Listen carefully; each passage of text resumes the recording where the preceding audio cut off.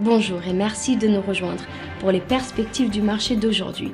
Thomas va nous rejoindre, puis la salle des marchés, pour nous parler des dernières évolutions. Thomas ? Les ETF spot Bitcoin de Hong Kong sont bien moins performants que leurs homologues américains au cours de la première semaine de leur lancement. Les 3 ETF spot Bitcoin qui ont été lancés le 30 avril à Hong Kong ont attiré un total de 262 millions de dollars d'actifs sous gestion, dont la grande majorité a été souscrite avant la cotation. Les indices boursiers américains ont progressé, prolongeant les gains réalisés la semaine dernière grâce aux investisseurs qui parient sur une plus grande probabilité que la Réserve fédérale réduise ses taux d'intérêt cette année. L'indice de référence S&P 500 et l'indice Nasdaq, à forte composante technologique, ont atteint leur plus haut niveau en 3 semaines. Les actions européennes ont clôturé à leur plus haut niveau depuis une semaine, l'optimisme des investisseurs quant aux réductions des taux d'intérêt des principales banques centrales revenant au premier plan, tandis que l'entreprise espagnole de défense Indra a bondi à la suite de la publication d'un bénéfice élevé pour le premier trimestre.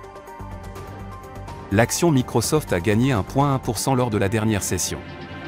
Le signal baissier de l'indicateur MACD est conforme à l'analyse technique globale. L'euro a connu une légère hausse de 0,1% par rapport au dollar lors de la dernière session. L'indicateur RSI indique un mouvement baissier. La paire livre sterling-dollar a fait une légère correction à la hausse lors de la dernière session, gagnant 0,1%. L'indicateur RSI donne un signal baissier. La paire dollar australien-dollar a fait une légère correction à la hausse lors de la dernière session, gagnant 0,2%. L'indicateur CCI indique un marché suracheté. La vente aux enchères des obligations à 3 ans des États-Unis sera publiée à 17h GMT, la déclaration de la RBA sur les taux de l'Australie à 4h30 GMT, le PMI des services de la Jibun Bank du Japon à minuit 30 GMT. L'indice Redbook des États-Unis sera publié à 12h55 GMT, la décision de la RBA sur le taux d'intérêt de l'Australie à 4h30 GMT, la balance commerciale de l'Allemagne à 6h GMT.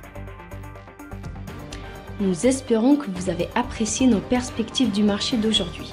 De la part de toute l'équipe, nous vous souhaitons une journée de trading productive. N'oubliez pas de nous rejoindre la prochaine fois pour toutes nos analyses des derniers événements et nouvelles sur les marchés financiers.